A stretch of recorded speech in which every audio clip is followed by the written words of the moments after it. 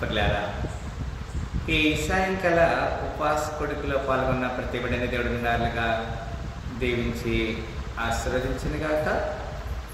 మరి ఇక్కడ దాదాపుగా ఈ 29వ అధ్యాయంలో 11 వచనాలను మనము చూడగలుగుతున్నాం.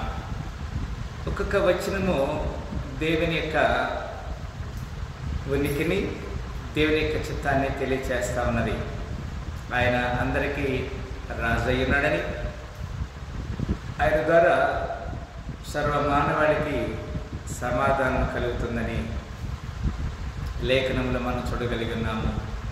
ప్రియులారా, లేఖనాన్ని మనం చూసినట్లయితే give unto the Lord O you mighty, give unto the Lord glory and strength. దైవపుత్రులారా, యెహోవాకు ఆరోపించుడి, ప్రభావ మహాత్మ్యమును యెహోవాకు ఆరోపించాలి.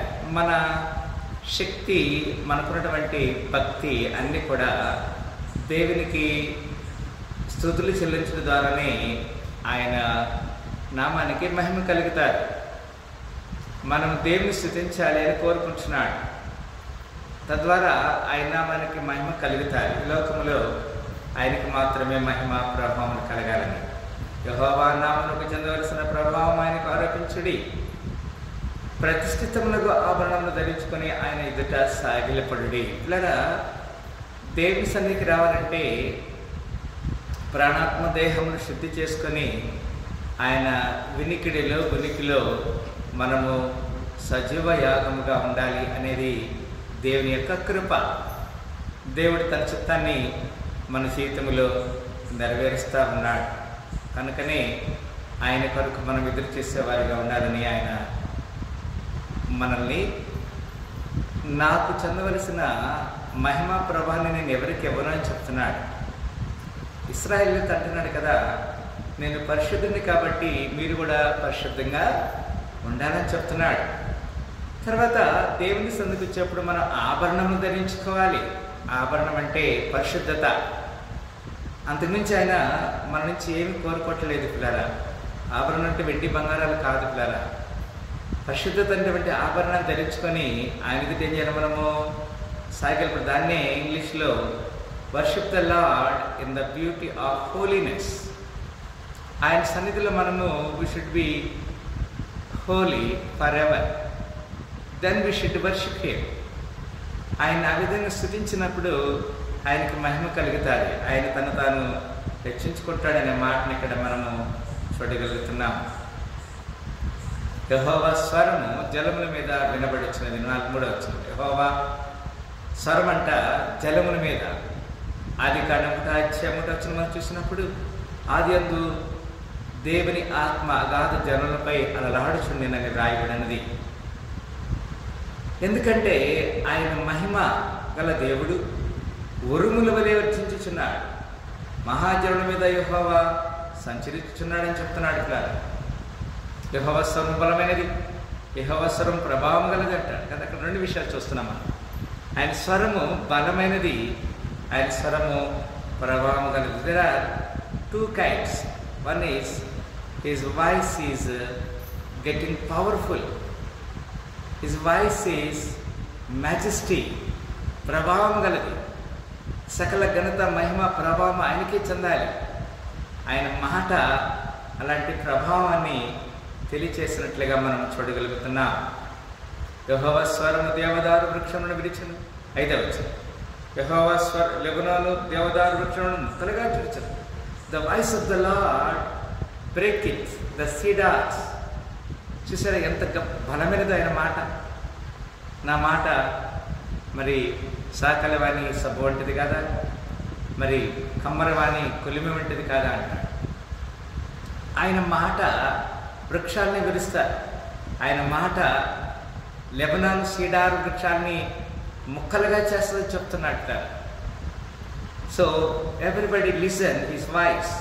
ఆయన మాటను వినటానికి ప్రతి వారు కూడా సిద్ధపడాలి. ఇంకా ఆయన మాట ఎట్లా ఉంటుంది, దూడవలే 50 గంతులు వేయినట్లు ఆయన చేయులు, లెబనోను షిరోను గురుపోతి పిల్లవలే గంతులు వేయినట్లు ఆయన చేయును అంటాడు. నిజమే పిల్లరా, దేవుని స్వరాన్ని మనం వినాలని, దేవుని చిత్తానికి లోబడాలని దేవుడు కోరుకుంటున్నాడు.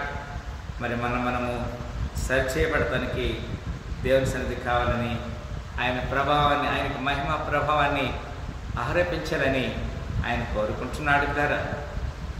యెహోవా స్వరం అగ్ని జ్వాలను ప్రజ్వలింప చేయుచున్నది.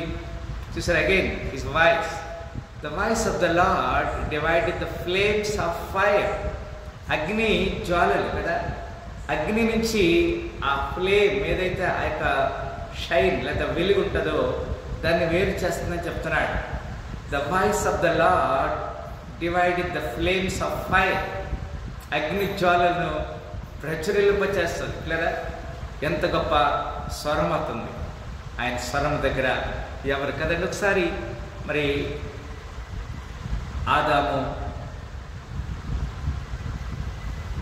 హవ్వలు దేవుని సన్నిధిలో ఉన్నప్పుడు, ఆదామా ఎక్కడున్నామంటే నీ స్వరము విన్నప్పుడు నేను దిగంబరినై ఉన్నాను కనుక ఈ చెట్టు చాటును దాగి ఉన్నానని చెప్తున్నాడు. ఆయన స్వరము అనేకులకి ఆదరణ కలిగిస్తుంది, నెమ్మది కలిగిస్తుంది, తప్పు చేసిన వారికి భయం కలిగిస్తుంది.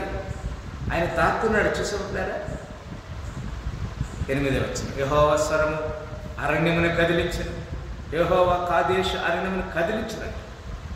ఆ ఏదైనా తోటలో ఆదాము ఏ విధంగా దాక్కున్నాడో ఈ దేవుని యొక్క స్వరం, the voice of the Lord shake it the wilderness, the Lord shake it the wilderness of కాదేశ్.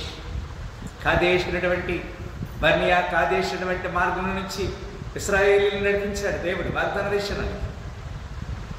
ఆయన స్వరము అరణ్యమును కదిలిస్తుంది. ఇక్కడ ఆయన స్వరము కాదేశ్ అరణ్యమును కదిలిస్తుందని చెప్తున్నాడు. How great his voice, his voice is for ever. ఆయన స్వరాన్ని మనము ఆ విధంగా అర్థం చేసుకోవడానికి దేవుడు మనకు అవకాశం ఇస్తున్నాడు. 9వ వచనం, యెహోవా స్వరము లేళ్ళనగానే చేయను. లేళ్ళు నిజమే, అది ఎంత ఈ రోజున ఒక మనుషులు ఒక జనాంగానికి జన్మనివ్వాలంటే అది ఎంతో భయము, ఎంత బాధ. ఇక్కడ యెహోవా స్వరము లేళ్ళని ఎనచేయను, అది ఆకులు రాల్చును, ఆయన ఆలయంలో ఉన్నవని ఆయనకే ప్రభావము అనుచున్నాయి. ఇట్లా దేవుని మందిరంలో, దేవుని ఆలయంలో ఉన్నటువంటి ప్రతి వస్తువు ఆయనకి మహిమ తీసుకొస్తుంది.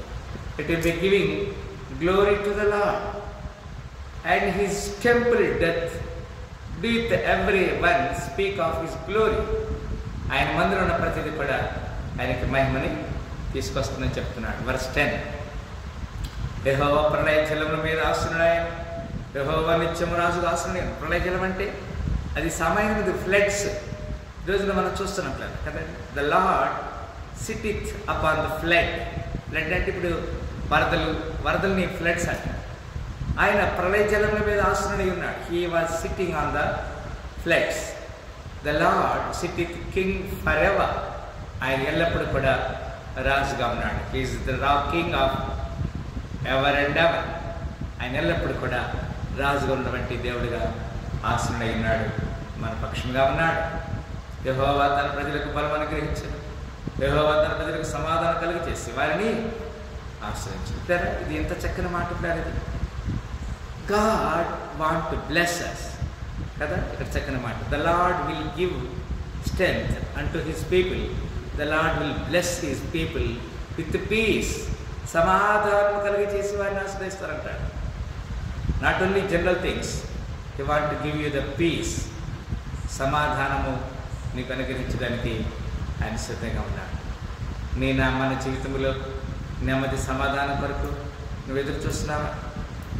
యెహోవా తన ప్రజలకు బలం అనుగ్రహించాలని చూస్తున్నాడు. He want to give you the peace, he want to give you the హరం. ఆయన ఎల్లప్పుడూ మనకి నెమ్మది సమాధానం కలిగి చేసే దేవుడిగా ఉన్నాడని లేఖనం తెలియజేస్తుంది. మరి మనం సరి చేయబడదాం, మన జీవితంలో నెమ్మది సమాధానం కలగాలని కోరుకుందాం. మన పక్షాన్ని దేవుడు తన చిత్తాన్ని జరిగించాలని కోరుకుందాం. ఆయనే మనల్ని ఆశ్రయించే దేవుడు. అందుకే మొట్టమొదటి వచ్చినంతది కదా,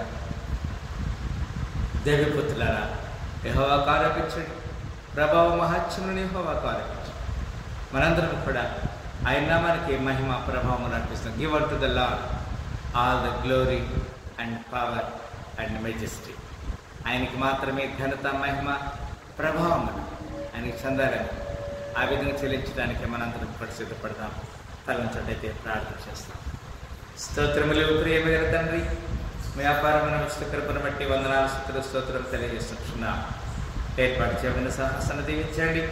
కూడా చెప్పిన జ్ఞాపకం తీసుకున్నాం. ముందున స్థానం మీ చేతిగా అర్పించుకోవచ్చు. సకల ఘనత మహిమా ప్రభావం మా ప్రభుని పిల్లి రక్షకుడిన యేసుక్రీస్తు వారి శ్రేష్టమైన నామములో మిక్కిలి ఇప్పుడు చెప్పినంత దర్శించిన ప్రభా, నీ లేఖనం కీర్తనలో 11వ అధ్యాయం ద్వారా మీరు మమ్మల్ని హెచ్చరిక చేశారు. మీ స్వరంలో ఉన్న శక్తిని, బలాన్ని, అధికారాన్ని, ఆధిపత్యాన్ని మేము చూస్తున్నాం.